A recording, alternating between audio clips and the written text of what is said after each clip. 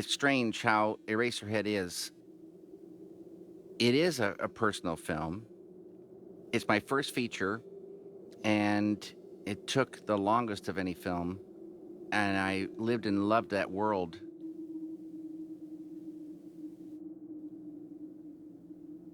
I can't remember when I got the idea, when the word Eraserhead or any part of the idea came to me first. I can't remember whether it was in Philadelphia or when I first came to California. Completely don't remember. Don't remember writing the script, and I don't remember the ideas coming in, especially the initial idea. A lot of times I remember when the first thing kind of came. Maybe I don't, but for sure I don't remember this. It all came from Philadelphia, but I don't know when it bobbled up to the surface. I got a independent filmmakers grant in 1968. That's an independent filmmakers grant. That was a brand new program, and I was in the second group to get one of those grants. That was to make The Grandmother. That's when I met Alan Splett and Herb Cardwell, who was a cinematographer. And I asked him, give me some tips on lighting. Then when we came time to mix, and I look over and I see this guy, he's like a beanpole in a shiny black suit, 15, 20-year-old suit. And I shake his hand and I can feel the bones rattle in his arm. That was Al. And this guy was as straight as an arrow. And I figured this is never going to happen, not in a million years. And what followed was 63 nonstop days, Saturday, Sunday, of making sounds. And never had so much fun in my life working with Al. But I need extra money to finish the film.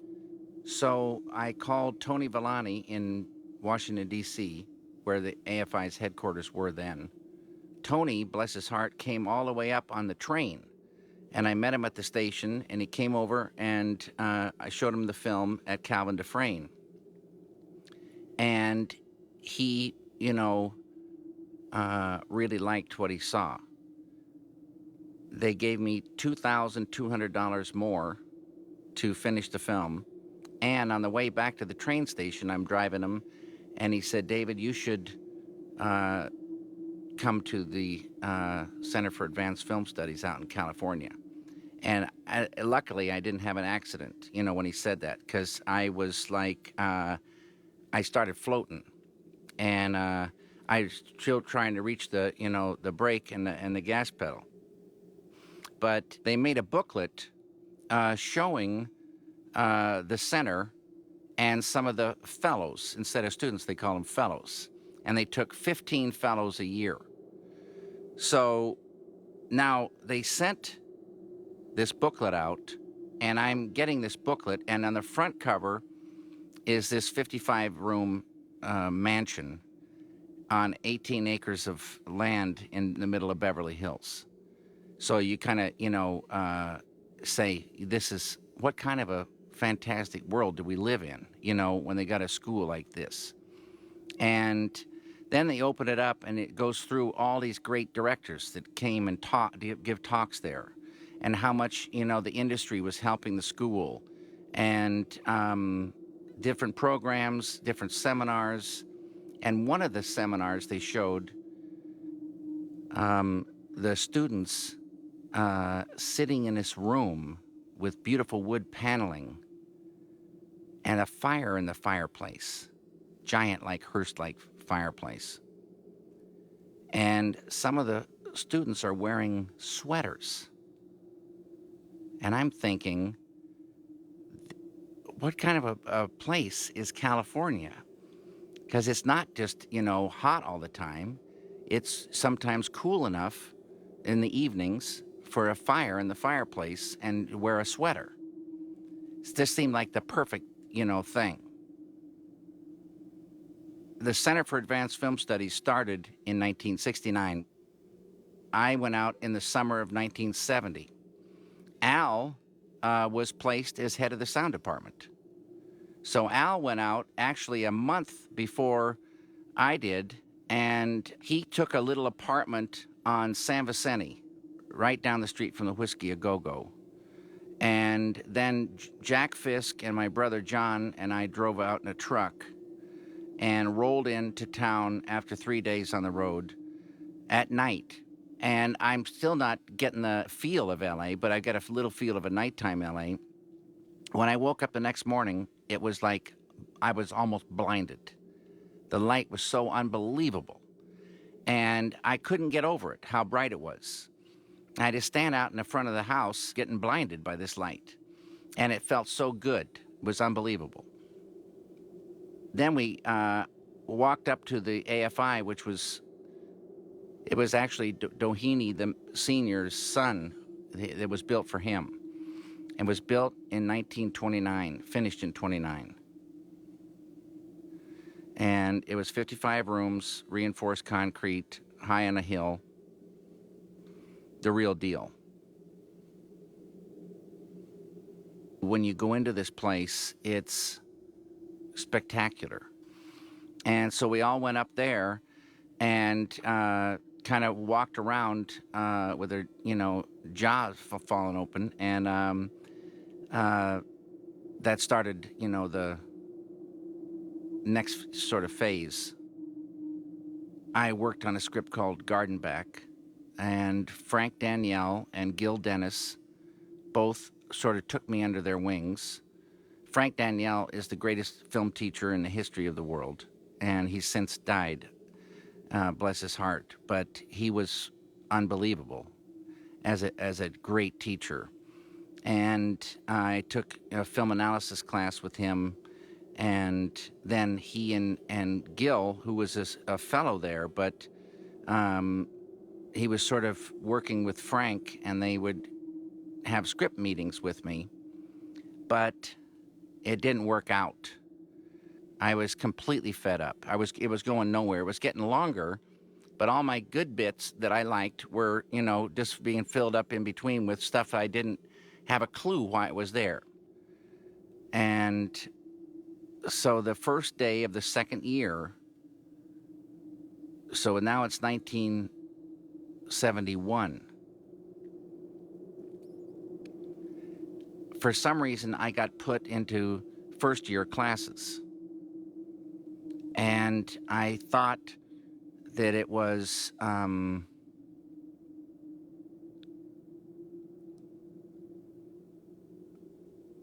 that I might have flunked, my first year. And plus, I was fed up with Gardenback. So I went up to Frank Danielle's office, and I quit. I quit the school and stormed out and went down. I told Al I quit, and he said, I quit as well. So we both went out and went down to the Hamburger Hamlet and had some coffee. And when I got back home, Peggy, my wife at the time, said, what happened? They've been calling you. And so I explained to her, and she said, Frank said, you got to come back. You got to come up and talk. And so eventually I went back up and had a really good talk with Frank. And Frank said, if you're upset, we're doing something wrong. What do you want to do? And I said, I want to make Eraserhead. He said, okay, you'll make Eraserhead. And he said, it's a 21-page script, so it's a 21-minute film. I said, no, I think it's a hair longer than that. And he said, okay, it's a 42-minute film. I said, okay, and off I went. And that was the beginning of it.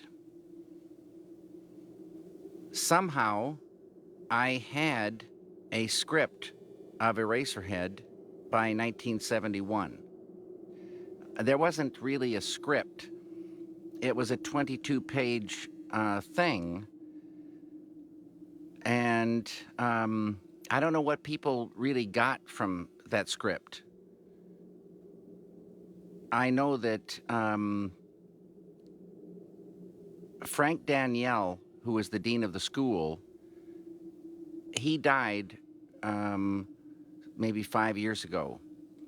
And at his funeral, his son told me that Frank himself didn't really like Eraserhead, but he didn't, the script, and maybe the film too, I don't know. But he said that it was important that I be able to do it.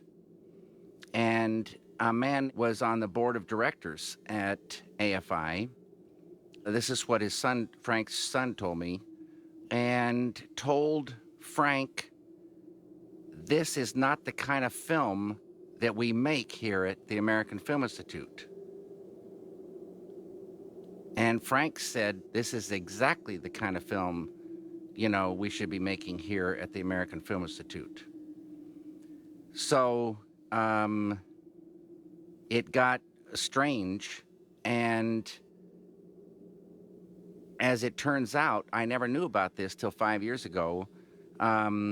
Frank turned in his resignation, thinking it would not be accepted, and they accepted his resignation from his son's story because of Eraserhead.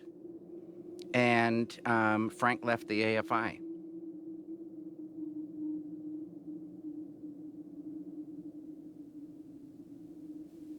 Certain things had to be done before shooting commenced.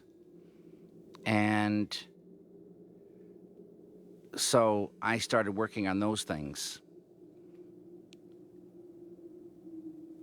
And somewhere in there, even I'd sort of been going down to the stables toward the end of the first year. I call them the stables. There were stalls, there were garages, there were car garages, all equipped with hydraulic lifts for the old, cars. There were maids' quarters, there was a huge hayloft, and there was a place where they stored firewood, which was, kind of enormous too. And there was also a greenhouse and gardener's quarters. And I took a room down there, and no one ever went down there. So I just sort of started, doing some things down there.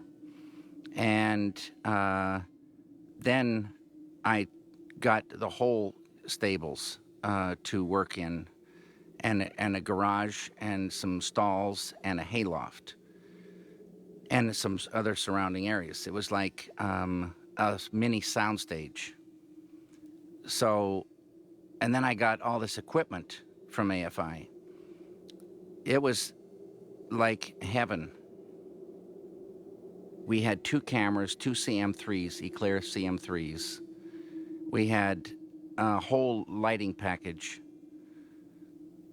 We had video cameras, black and white, video cameras. We had a room that was called the camera room, where all the different camera things were stored, lenses and everything. We had a room that was we called the food room, where we ate. We had green rooms where Jack would put on his makeup. But strangely, on Eraserhead, the first person I met was in the film.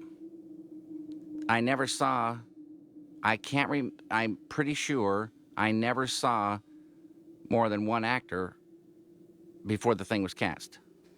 Yeah, mostly friends would tell me about someone, or someone else would tell me about someone, and this person would come in, bango, this was, like perfect. I said, you're perfect. It was weird. I felt bad about it because I said, I'm not, seeing enough people.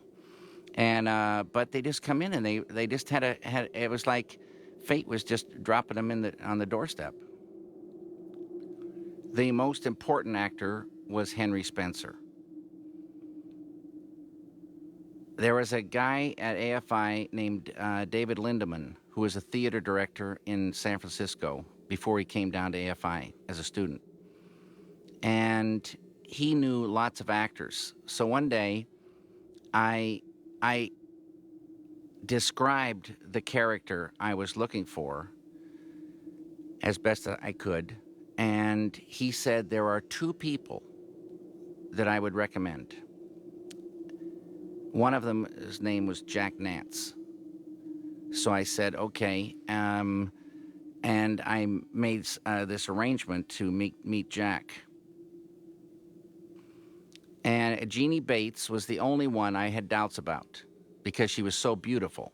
When she walked in, she looked, way too beautiful. And I told her, I said, uh, you gotta, understand, you're too beautiful. And, but she had a fixation. It was weird. And she said she would work very hard, to get, into that and look that way. And I built her a drooping eye and a wart and some facial hair. And she did the rest. And she just did a beautiful job.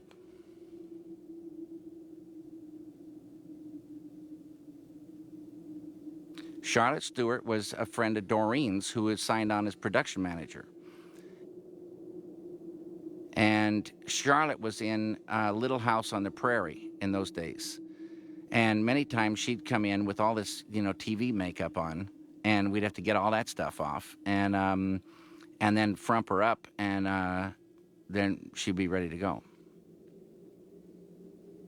Alan Joseph played Bill X, and he was also the first person cast for that role, and first person I saw, and it made a great family. In the those early Polaroids, you can see a family picture of the three of them, and it's a good-looking family. It was a great group, all the people. Everybody was great to work with. Everybody, got there, and the rest of the world disappeared, and we were in a space that everyone seemed to understand. The crew was Doreen Small, Catherine Colson, Herb Cardwell, me, and Jack. And that was the crew for most of the picture. Herb Cardwell was the first DP. Herb worked for 9 months. Herb is a great DP. And Herb died when he was 35 years old. He died in his sleep. That was long after he finished, working on Eraserhead. One day, Herb took me and Peggy flying, and he said, there's a beautiful airport north of here in the desert. And we flew up there, beautiful day. Landed just like the most perfect smooth landing. Herb is the only guy I know, he's the best driver in the world. Herb drove with both feet, and he would feather his stops and feather his starts, and he would accelerate at exactly the right moment in a turn. You never feel any tension. You are very relaxed. Everything is smooth, and you're not rocking to and fro or side to side. But anyway, it's beautiful. Herb's driving in the same way he flies, so smooth, perfect.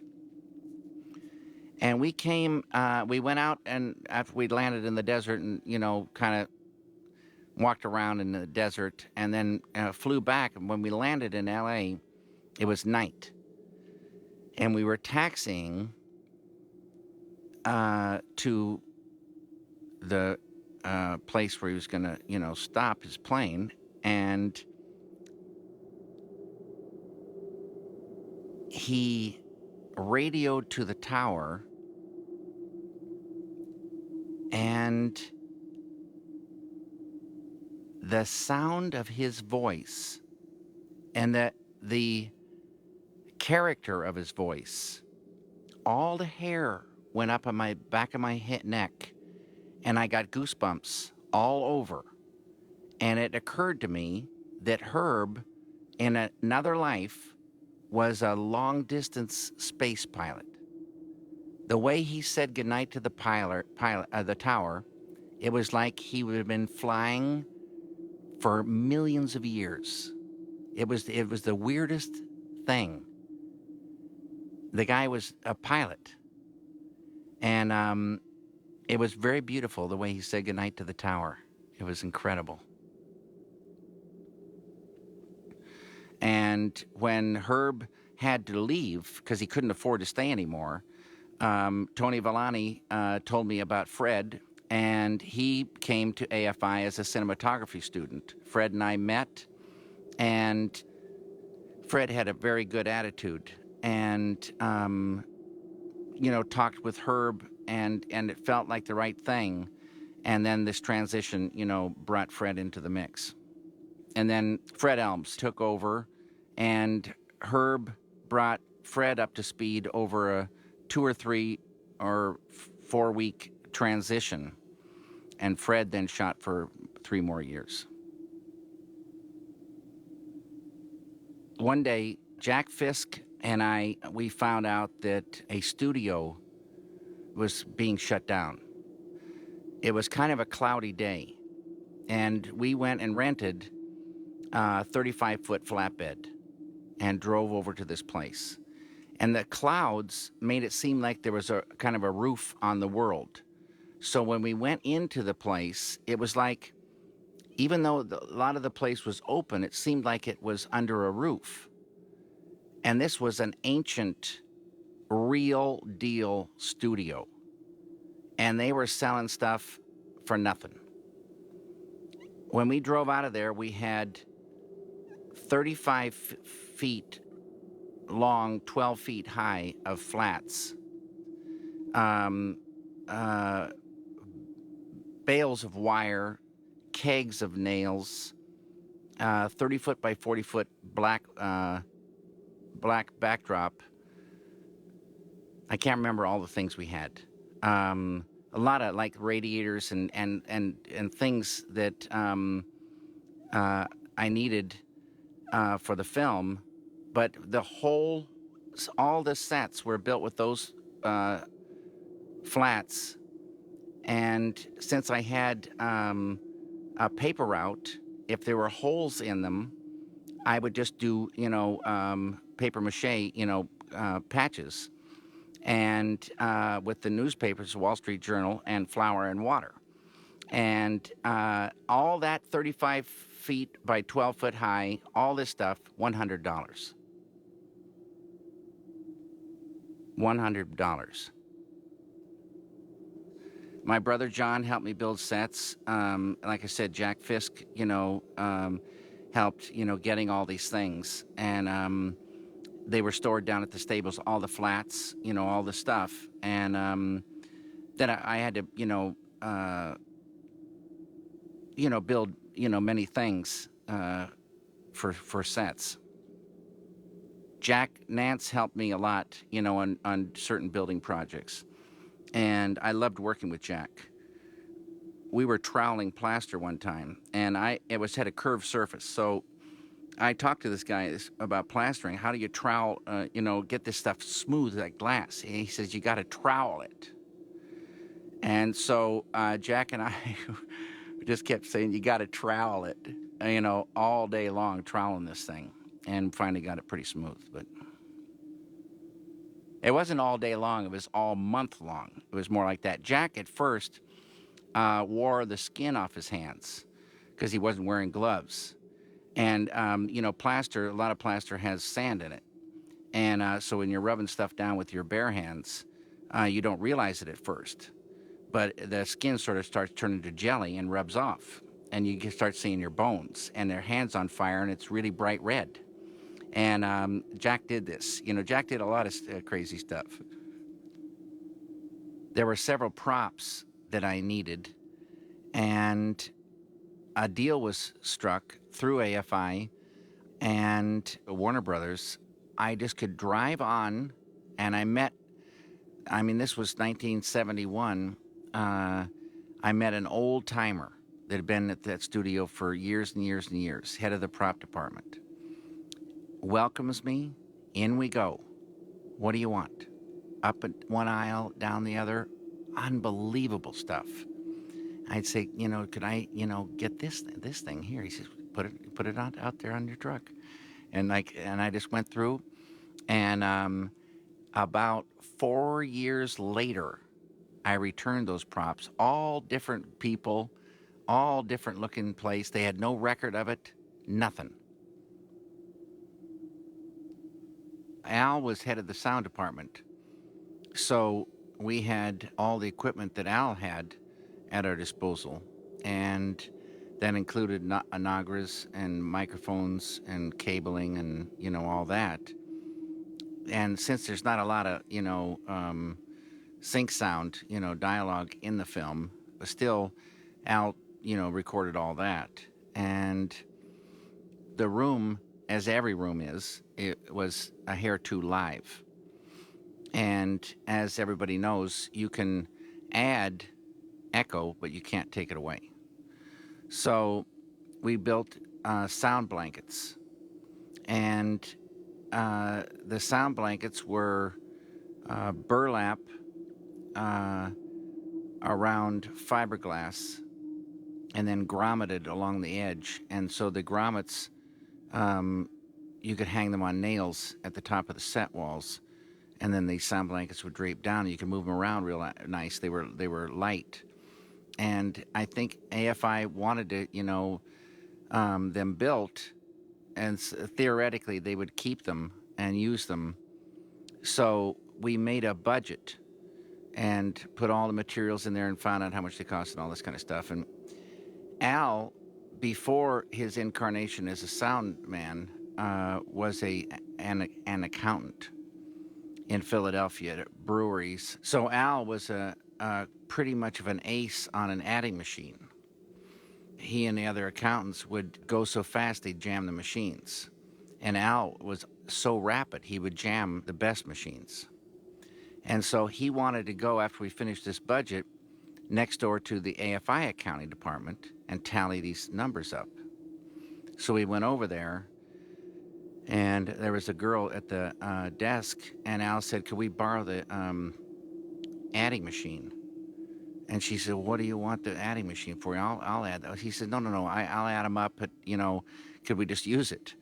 And she said, give me the numbers, I'll add them up. And Al said, no, let me add them up. I've got them right here. And he kind of went around, and this girl's eyes went about like silver dollars. He had those things in a heartbeat.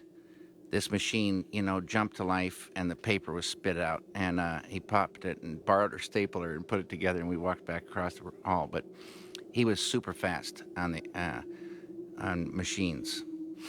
And unfortunately, Alan Splatt and Herb Cardwell are both gone now. But Al is legally blind, and but Herb can hear and see. Al and Herb decided they were going to fly across the country, and Al was going to be the navigator, and he had all the maps and everything like that. But Al would be reading his maps, very close, and because he was so blind. And the first leg of the trip, they were going up to Pocatello, Idaho. So they took off, and Al navigated Herb up there, and they radioed ahead. They were going to land at night, and the guy said it's so late he's going back into town, but he'll leave a rental car there, and just come in, lock up. It was the good old days. So Herb did a perfect landing, at night. They parked the plane. There was the rental car. They did everything the guy wanted and started driving into town. And around Pocatello, Idaho, there's just these narrow little 2-lane roads and pitch black. So Al's riding shotgun, Herb's driving, because Al couldn't get a driver's license because of his blindness. And Al tells this story. As they're driving from this little airport into the city of Pocatello, Idaho, Herb is talking, and he's telling some story or something and talking fairly, rapidly. And the talking suddenly doesn't start, it starts not making sense to Al. But it's rapid nonsense. And Al notices that the lights are now illuminating the side of the road. And the car is starting to, go off the road. And Herb's voice is now going up in pitch. And he's talking just as fast, but his voice is rising. And he's in the shoulder of the road, and his voice is going up higher and higher in pitch, even though Al is screaming at Herb right next to him. Herb doesn't hear. He keeps talking, and his voice, it comes to a little squeak coming out of him. And finally, Al goes over and hits him or yells loud enough, and Herb comes out and comes back onto the road just in the nick of time.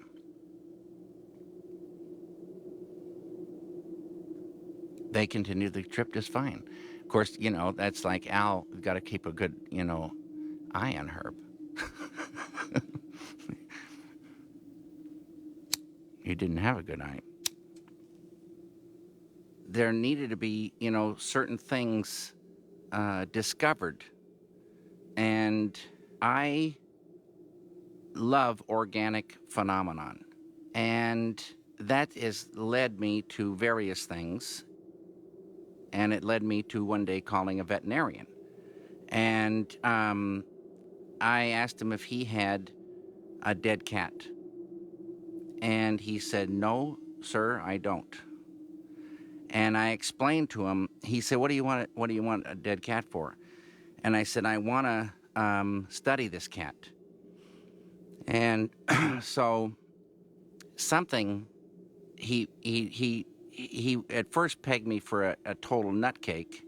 And then something caught him, and he took my number.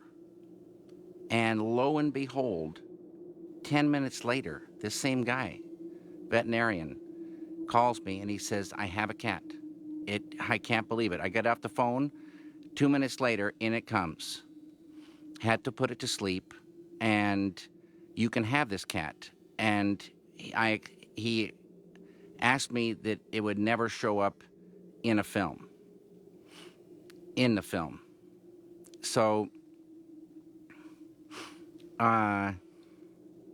or be recognizable. So I had this setup in my basement there. And I drove down and got the cat in a cardboard box. And just before lunch, I put it into a jar filled with formaldehyde. And it went in like a slinky. It just laid down in the formaldehyde. And then I went upstairs and had lunch and came back down, and I went to get the cat out of the jar, and it had gotten rigor mortis. And this had a narrow top. It was like trying to pull a steel cat out of a glass jar. And so I finally got this thing out of there. And I had a whole setup on the workbench. My idea of an operating theater, and I went to work getting inside this cat. And when I opened up the inside, it was unbelievable. And it's if you've seen Fellini's Roma, there's the organs inside the cat were brilliant colors. And as soon as the air got to the organs, the color just started draining out right before your eyes. Just draining away before your eyes. Just like when they'd open up these, things under the city, and these ancient things were perfect, and the air starts getting to them, and they start fading. So, but studying this cat was kind of, important. There was no time put on it, but the school went 2 years. So theoretically, um, I would be finished with this film by the end of the second year. And by the end of the second year, I hadn't yet started shooting. So we started shooting in June of 72.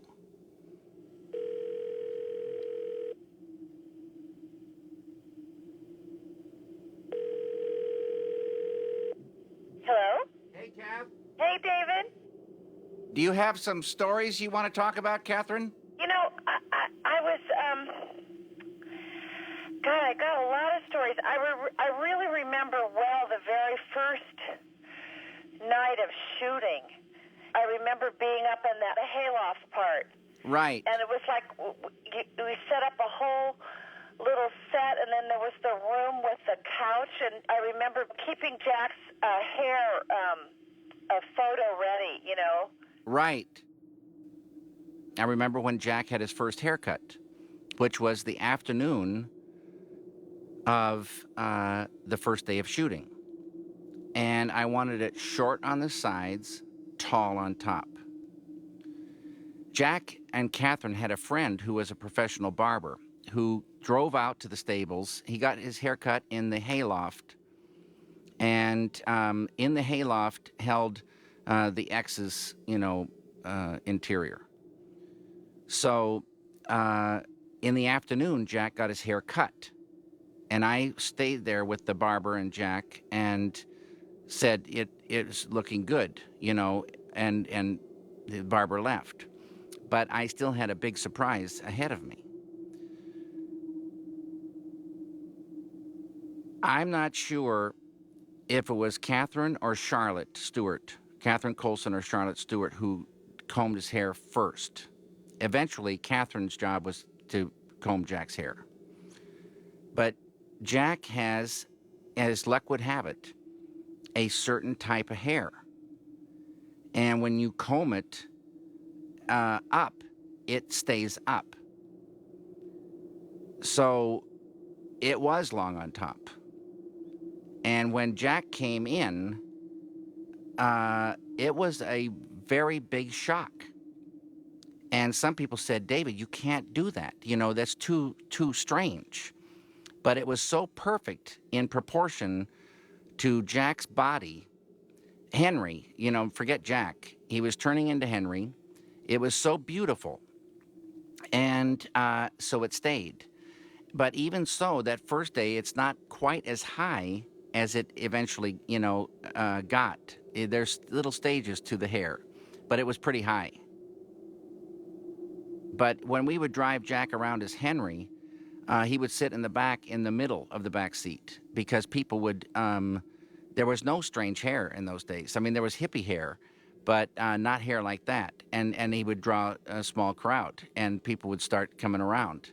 And so we had to kind of keep him hidden as we went around. That was kind of hard on him, because we'd go for long periods of time before we'd shoot again, and then I'd have to cut it all over again, because cutting his hair was really, I think it's what destroyed the marriage, ultimately. Because I had to keep teasing it, remember? Jack had the most incredible hair. He did. He used to wear all these different hats to try and kind of mush it up under his hat. And I remember my family never really knew him without that weird hair. That he would go to like family reunions, and you always see him with this, kind of odd flattened hair, because he didn't like to tease it and wear it up when he wasn't just on the film. I know. But I know I am really sorry that I didn't ask for that credit. That even though it was your design, that I wanted that Mr. Nance's hair thing. And his suit came from Goodwill. And it was in those days, the Goodwill was like, you go into a place, you couldn't believe what you were seeing. It was so beautiful. And so we just walked in, and picked, all the parts for Henry's suit, shoes included. I'm pretty sure those were from Goodwill. The first scene we shot was a scene on the couch with Henry, Mary, and Mary's mother, Mrs. X.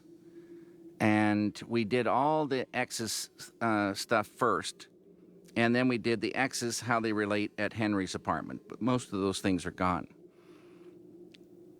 But there was a scene at the front door of Henry's apartment with Mr. and Mrs. X paying a visit.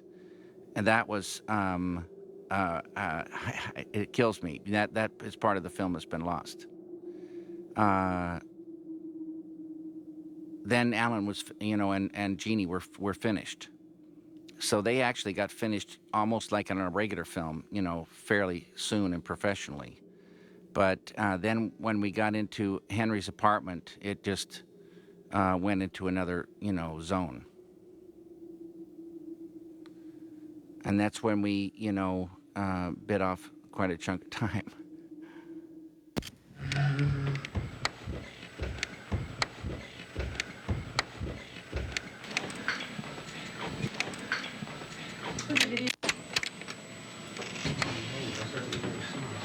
No. Hi, Fred. Hiya, Fred. And we would work at night. So people would start showing up at about 4:35 in the afternoon. And eventually we would have some dinner and start going to work. But unfortunately, the pace was quite slow. We'd set it up for hours and hours and light it and stuff. See, I think that time was really kind of a wonderful distortion because it wasn't really important how long something took. It was what was important is how it really looked and felt. And nobody was really pushing because after a while, they just sort of like forgot about us, right? Exactly right, Kath. We just got to keep going and keep going and keep going.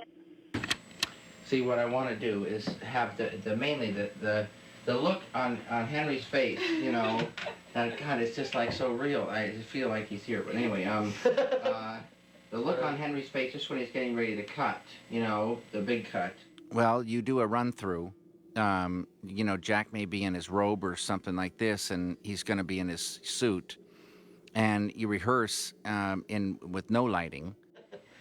And then, then his point of view of the scissors. Those are the ones point of view shots that are really important, okay? Those two are really important. Now the opening up we can do third person, and the cutting. So it's really one shot then, Dora, at the very top of the list.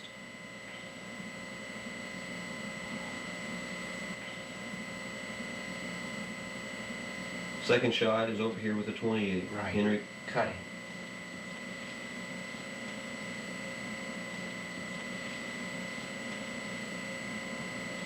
Henry cuts. He gets halfway up, we stop, we move over here with the 90.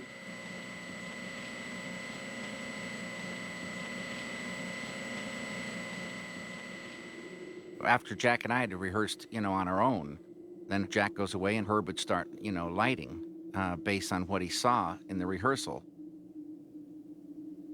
It was painstaking lighting. It was exact. It was beautiful what Herb was doing. And sometimes, 15 or 20 little inkies, floating around up in the ceiling. That's why I say Philadelphia is my greatest influence, because a lot of things started in Philadelphia, and there is a certain mood to some of these interiors, and they carry way more than what you see. A thing is indicated from these interiors.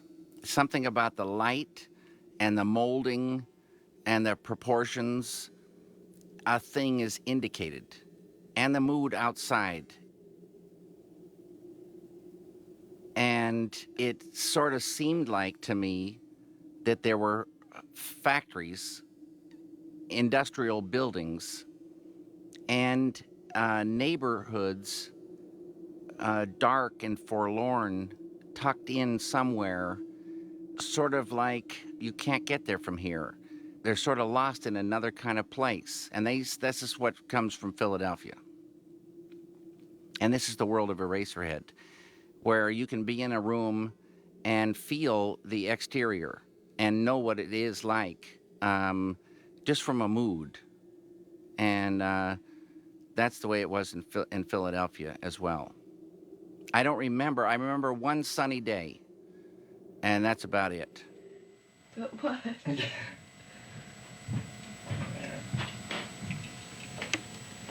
Crazy. He's mad as he comes. Unfair. Jack was one of the all-time greats at hitting marks.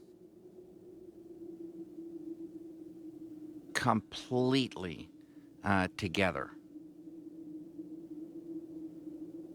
We'd work out the tiniest details, and first time, every time after that, he'd, get it, just right. Dr. Desmond Cooley complex. Well, this is a 90mm lens, and I have a big slate.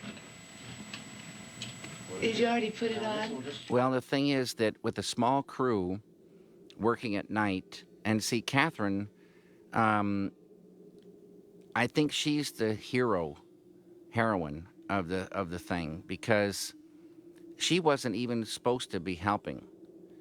But she ended up, she had a waitress job in the day and then would stay up all night. And she'd bring, grilled cheese and fries and different things sometimes home from the restaurant up to the, to AFI, to the stables. Or we had a hot plate, and she would cook things, for us. So she was really burning that candle. Catherine? Yeah. You had a job during the day, didn't you? Yeah, well, I had a few of them. I mean, one of the jobs I had was when I was a waitress? Working at Barbecue Heaven. And then you would bring I worked at Barbecue Heaven at lunchtime so that I could sleep till like around 11 and go in, and then we would get you odd jobs at the restaurant, remember? I don't remember that. You fixed the roof for them. I did? One time, yeah, because they'd give you grilled cheese sandwiches and French fries. Wow. So you did like odd jobs. This was that restaurant in Beverly Hills on the corner. Yeah, I remember you working there, but I don't remember. Yeah, no, that was a way for you to get like free food.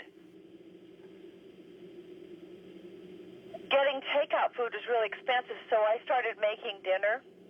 Right. And then pretty soon we were making breakfast and lunch. Right. And we cooked it all on that little hot plate. Remember that? I sure do, Catherine. Yeah, and there's a lot of grilled cheese, and then for a long time there you were into egg salad, as I recall. Uh-huh. And you like to eat the same thing every day, and a lot of us kind of got used to that. But each person had kind of fixations on food. And Al ate these small yogurts, pure yogurt, out of plastic containers, though. And he would use a plastic spoon. And Jack Nance couldn't stand the way Al ate yogurt, especially when he got near the bottom, was trying to get the last little bit out, and that spoon scraping on that plastic. It was pretty funny. Didn't you start out holding the boom, Catherine? Yeah, the first thing I did was hold the boom for Alan. Right. Then I learned how to be a camera assistant during that time. And I really am glad I learned how to do that. I can still tell what 3 feet 8 inches is, That's fantastic, Catherine. And when I first met you, I remember going in for my interview for the nurse. And I'm really kind of sorry we never shot that scene. There was a scene, which was never even shot, of a nurse in a hospital basement where they went to get the baby. And Catherine was going to play that nurse, but she never got to play it.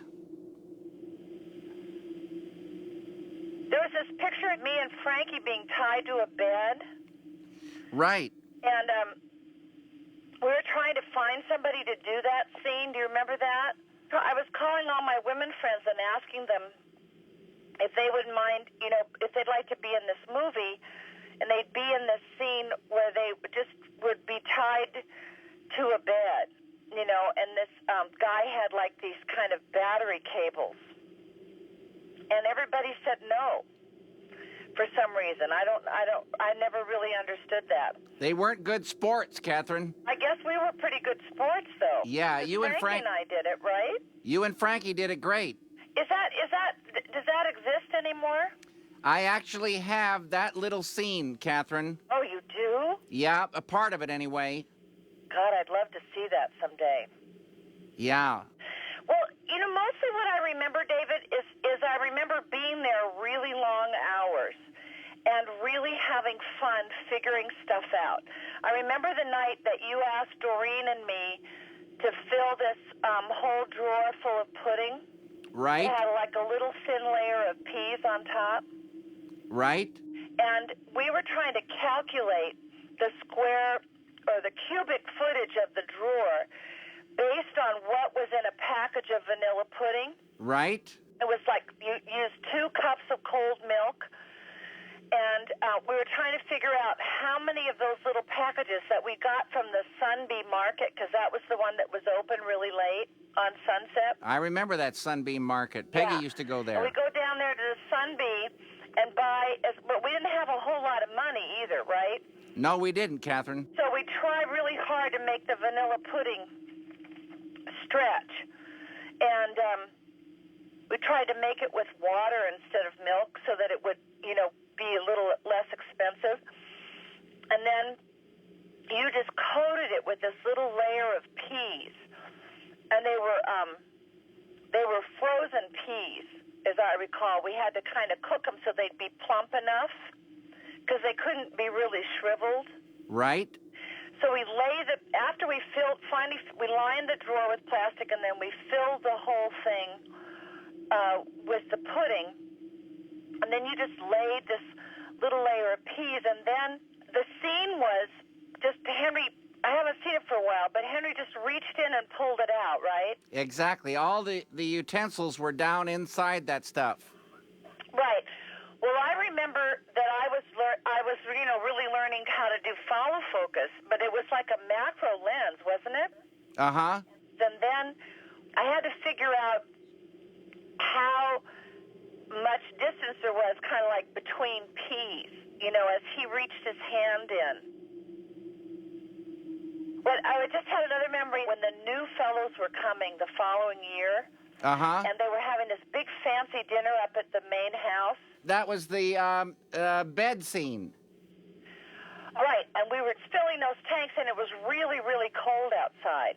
Yeah, Jack had a couple of lines about that. But we were driving back up and down that long driveway with these big Sparklets bottles, trying to get the water warm enough. Exactly. You had just run hoses into the tanks, hadn't you? Yeah. And it was really cold, and they were in it like all night. Exactly right. And what did you use to make the milk? It look like a milk bath. I believe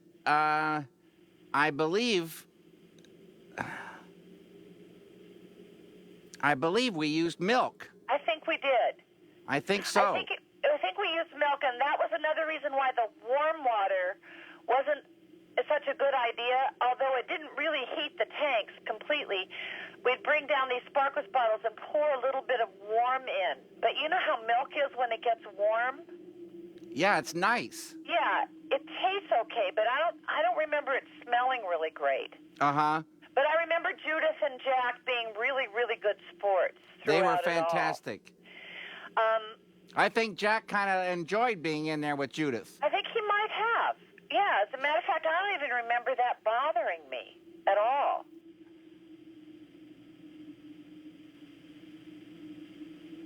After 1 year, like I said, almost to the day, Fred had been shooting for 3 months. We ran out of money. AFI would give a certain amount of money to each film, and that was it. And we'd run out. So it just stopped. And, hope was in the air. But I think it was quite a long time before um, I got more money to continue. And two great supporters of the film were Jack Fisk and Sissy Spacek. And Jack, in those days, right around that time, after we'd been down for a while, um, Jack had two jobs as production, what they call an art director then. And since he had two jobs, uh, he would have me follow him to the bank, and he'd sign over one of those paychecks to me, so we could, keep working. And things like that. Both Jack and Sissy put money into the film. Also, Jack's sister, Mary Fisk, uh, played a huge part near the end of Eraserhead by, raising all the finishing money. Then, from then on, it went piecemeal with many months downtime trying to get money or build a set or, to go forward. And then we'd shoot for a burst and then, go down again.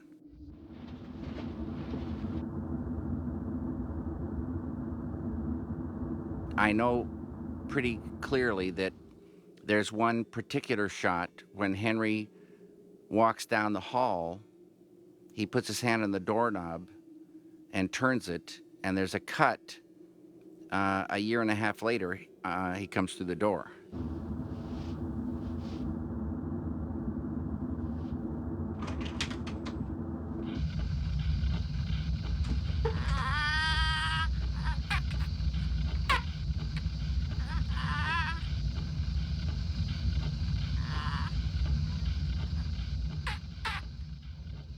I started living in the stables in 1972.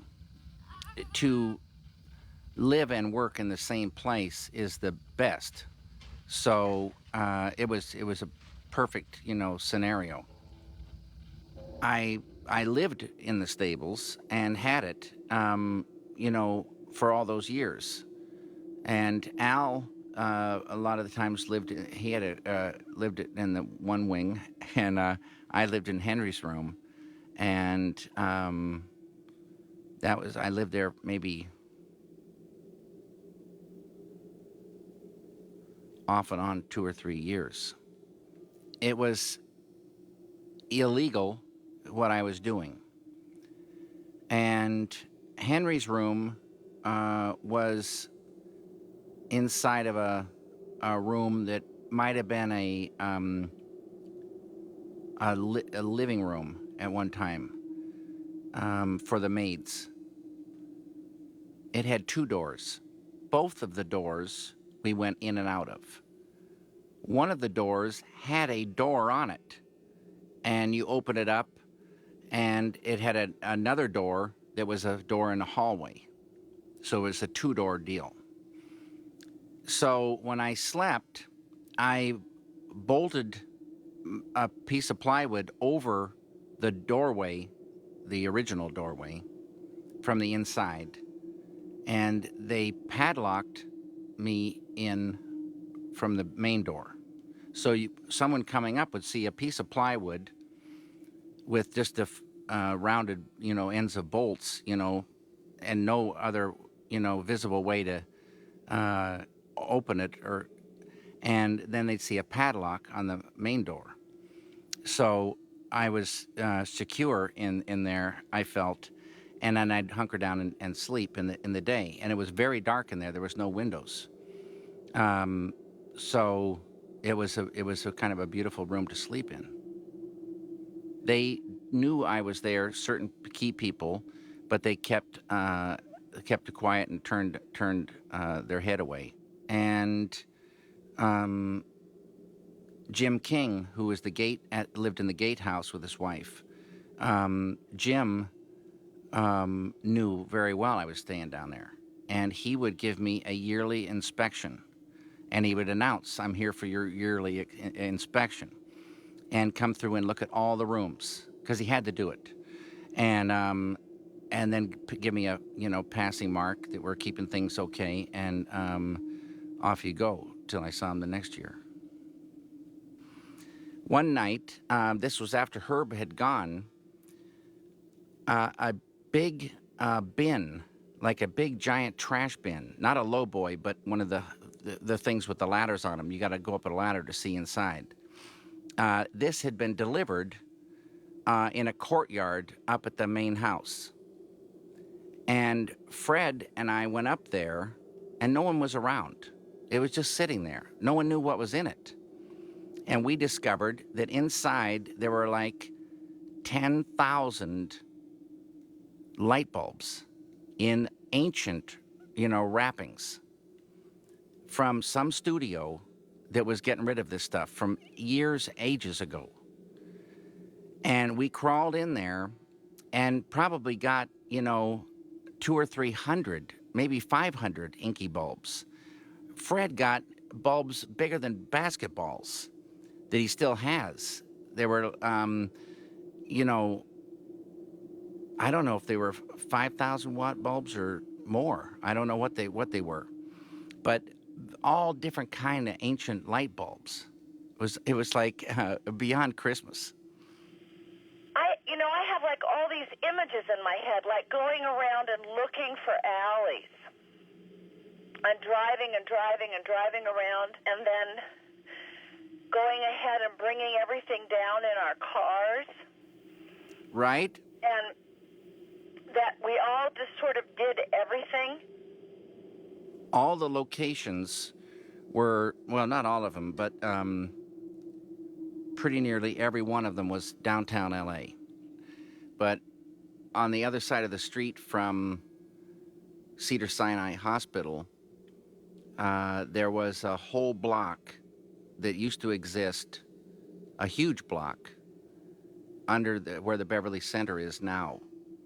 And in that area, it was just like in Spanky and Our Gang comedies, The Little Rascals. It was out of the 20s or 30s. And there was a pony ride from way back, somewhere in like the 30s. There was a little key shop, little key stand. And there were these tanks and oil wells. And you couldn't see them from the street because they had this donut of earth around in case the tanks blew out. So you'd climb up over these things and down into a brand new world. And that was one of the greatest finds. And right next to where this happened, there was a narrow tank coming up out of the ground. And it was surrounded by a donut of water. But just down at the bottom of the water, there was tar. Who knows how thick it was.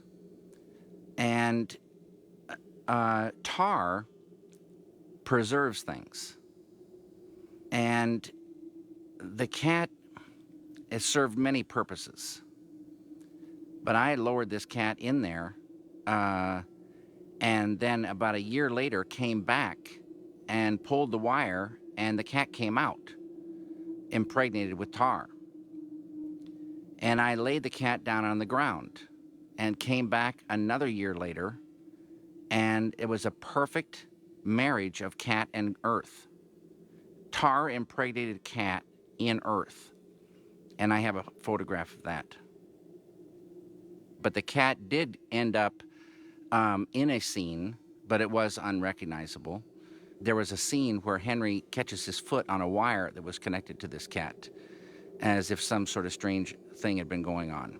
And, but that never made it into the film, but I have a little piece of that, film left. And I remember having to call CFI and get in my car and drive as fast as my car would go to get there by midnight. Right. And give it to Mars. Remember Mars? Mars Baumgarten. Oh, he was a great guy. He really helped us a lot. He sure did.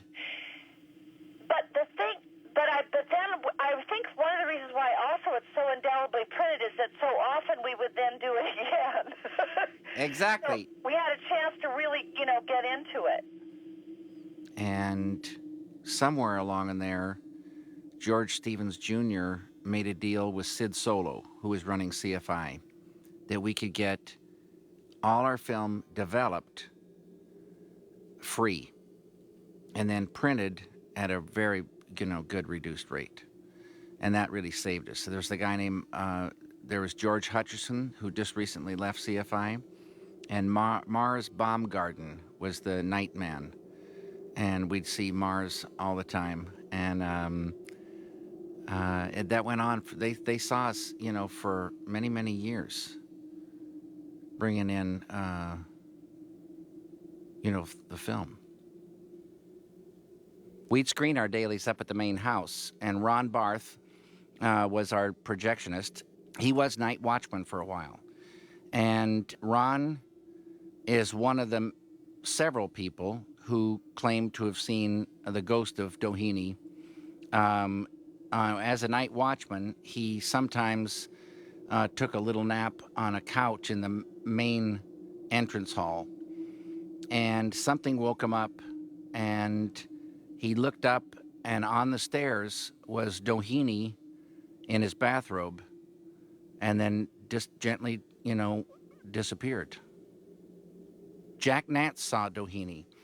One night we were shooting on the stage for The Lady in the Radiator, and it came time for me to deliver my papers. And during the time I was gone, Jack wandered back down into the basement of the main house, because we shot that up in the laundry area. In a mansion like that, people like the smell of clothes that have been dried in the air and the sun. So there was a pit off the laundry room. And this pit, you couldn't see from, it wouldn't ruin the look of the mansion. It was a concrete pit with maybe 20-foot walls. And they had all these lines in it where they'd hang out the laundry. And it would dry with no one seeing laundry on a line. And in that pit, I built a set for, the Lady in the Radiator. And through the laundry room, you could enter the basement corridors. And then they kind of slanted down to a deeper, basement. And Jack went down there that night and took a nap. And he was awakened and saw Doheny. The Lady in the Radiator was never in the original script. And one night I was sitting in the food room, and I started drawing on a 3x5 card. And I drew the Lady in the Radiator. And I'd been thinking about some things, and it sort of came to me, right then, that she was going to be in the film, and that she was connected with the radiator. I don't know how it happened, but that whole thing, she lived in there where it was warm. And I thought, I better check on that radiator to see if it's possible that somebody could be in there. And I went running in, because I couldn't picture it in my mind, to the set, already months established, and looked at that radiator, and it's unlike any radiator. It has a place in the middle that, just was a perfect entrance to where she was. And how many radiators have that?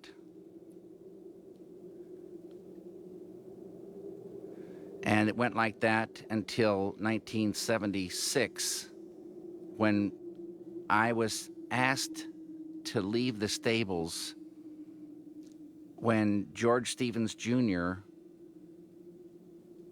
kind of thought they would make a great place for him to have an editing room. And so I had to get out. And I was practically finished, but we rallied and finished up everything in time and left. I think it was 75. And it might have been 75. Catherine. What? How many years did you work on Eraserhead? I think about 4. No, you worked 6 years. 6? Yeah. Well, maybe It was a 5. long time of my life. Maybe 5 years. Yeah, I remember being really young when I started, and I'm just looking at these pictures of all of us. Um, you know, we kind of, when we finished it, we were all looked a little bit older.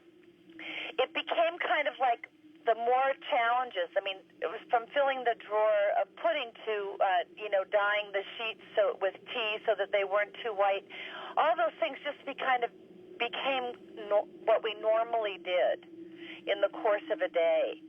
So when I went on to work on other movies, everything which was so compartmentalized always seemed not quite the real thing. Exactly. Eraserhead really felt like the real thing. And you were always in charge. You always knew exactly what you wanted, but you had each of us feeling like we were really part of it, which I think we were. But it was really helping you with this vision. Then in 76, sometime, maybe, I can't remember when, sometime in there, we finished Eraserhead.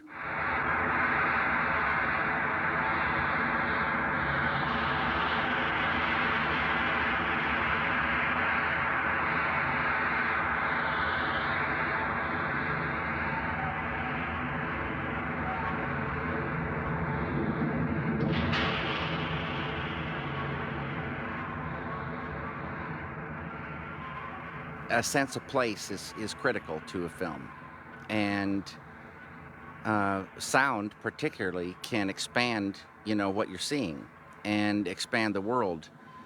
And those things can break a mood or enhance a mood. And naturally, you want to make a world, and it's a particular world in every film. But this one is a particular, feel. I was editing all along. So it was always kind of right up to where we were, and I just plug in the pieces. But then it was quite long at one point, and I had a stand-up old bubble movieola, and it was a beauty. It was very kind of film. And I loved that machine. And then I moved that movieola to the bungalow and had it set up in a garage. And Al and I, could work together in there.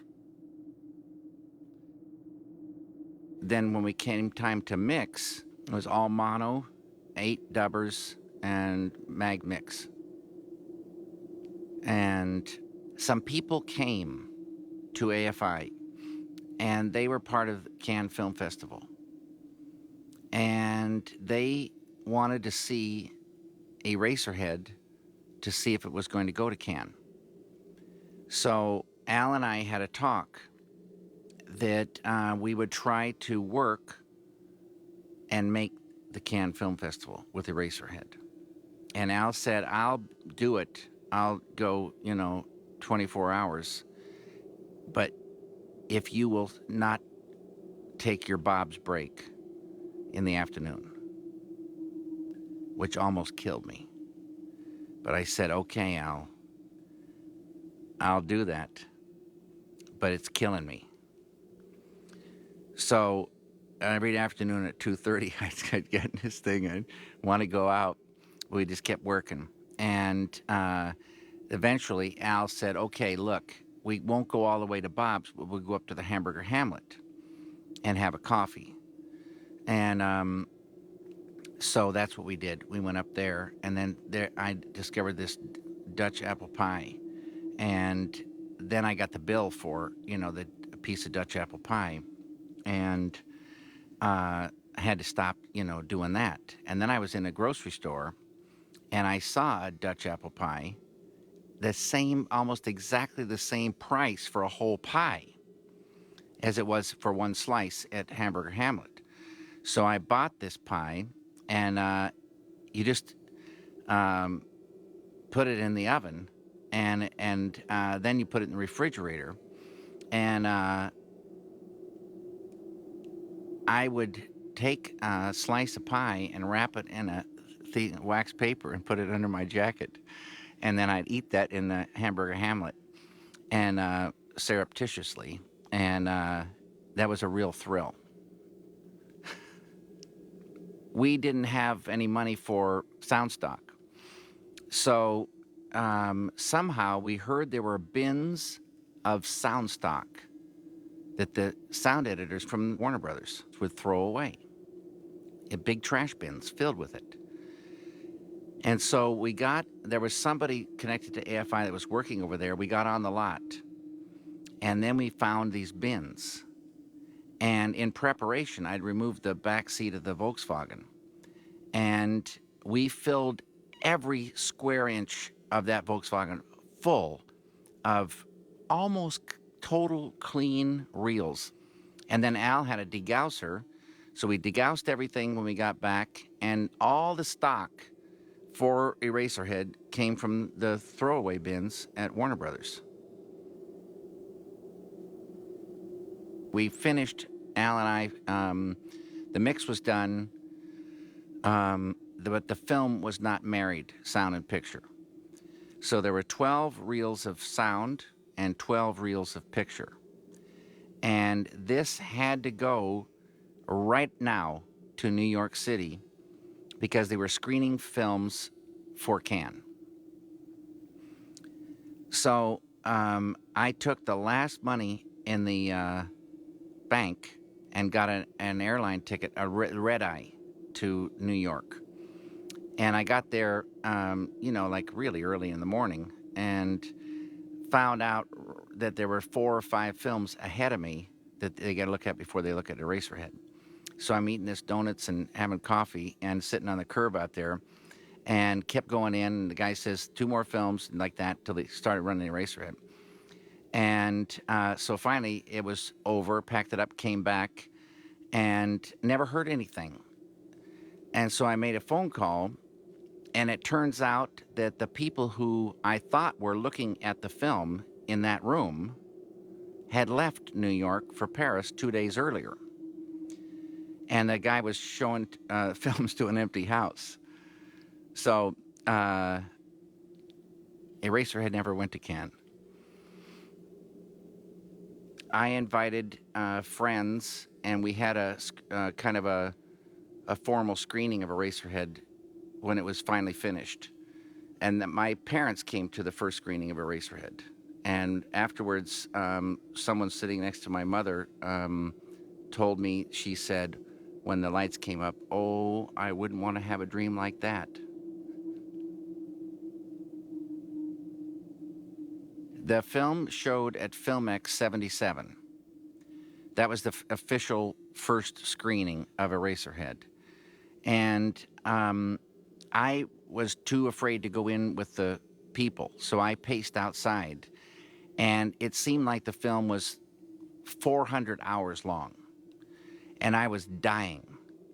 And there was a little button behind the last row of seats in this giant theater. And you just push this button, and it bumps the sound, 2 dB. And I had pushed it a bunch of times, but I pushed it too many times. So not only was the film very, very long, but I think it was killing people in the front rows. And so Fred drove me home that night, and I told him, I said, I'm cutting the film tonight, and I'm going to cut this scene, this scene, this scene. And Fred was, completely against it, and told me I was crazy. Are you sure? I said, I am positive. And I went in, I cut the composite, print. And that's something you really, shouldn't do. And then I had to go over to CFI because I didn't know how to stitch this thing together after I did it to make that work. And I had this editor over there, and he became very confused because I had to bring him up to speed and all this stuff, and bring him, a bunch of elements. Finally, it got straightened out, and a new picture and soundtrack were made. 20 minutes shorter. the way it is now, the way it was supposed to be. I just needed to suffer that screening. I wish I had those scenes because I loved them as little scenes, but they didn't belong in the film. I could have done a lot better job taking care of things. Um, Sometimes everyone has the experience when they need to move to another place. They find they can't take as much stuff with them as they would like. And so later on, they look back and they wish they had taken a couple more things. So I've lost a lot of things from Eraserhead that I wished I'd kept. Well, in those days, no one thought too much of Eraserhead. It was midnight films that put it on the map. And that was Ben Barenholtz, known as the grandfather of the midnight film. If it wasn't for Ben getting picking it up and distributing it, nothing would have happened to it. Zero. And it opened at the Cinema Village in the fall of 1977. And there were 26 people in the theater the first night. That was a Friday night. Then Saturday night, there was 24. And Ben said, I'm not going to spend any money, and I'm not going to, do any kind of, big promotion. And he said, in 2 months, there's going to be lines around the block. And that's exactly what happened. It played in 17 cities for as long as 4 years on the midnight circuit. And that usually meant one night a week, Friday or Saturday at midnight. I'm going down Sunset Boulevard, and I see 5 Woody Woodpecker dolls with hooks in their back, and I feel the pain of them. They're hanging in a service station. I swing a U-turn, slam on the brakes, pull into this place, and I said, I want those guys off those hooks. I'm buying all of them right now. And the guy helps me get them down. I sit them all in the back seat, and those were my boys, and I kept them for many years.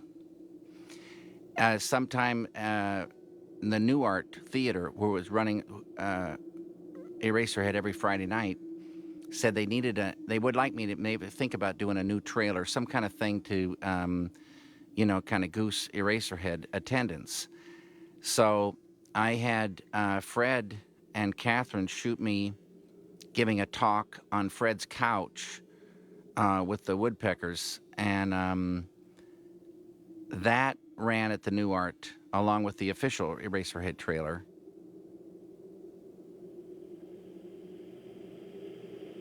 I haven't seen the movie in a really long time, but I do remember that night that you showed it to the cast and crew of Dune. I think I might have brought the print down with me when I came down to visit. Uh-huh. So then you screened it for the crew, and we watched it. We stood in the back and watched it, Jack and you and me and Fred and I think Jenny, and we were all watching it for the first time in quite a while, and nobody was saying, they weren't responding a whole lot, and then it was over, and we were like really kind of feeling good about the work, and it was like you were really looking forward to hearing what people had to say, and they walked out, and they all just walked by you and said, gracias, senor. It was very funny. They just didn't know quite what to say. It is a personal film, and no reviewer or critic or viewer has ever given an interpretation that is my interpretation. Since the, 25 years or more that it's been out.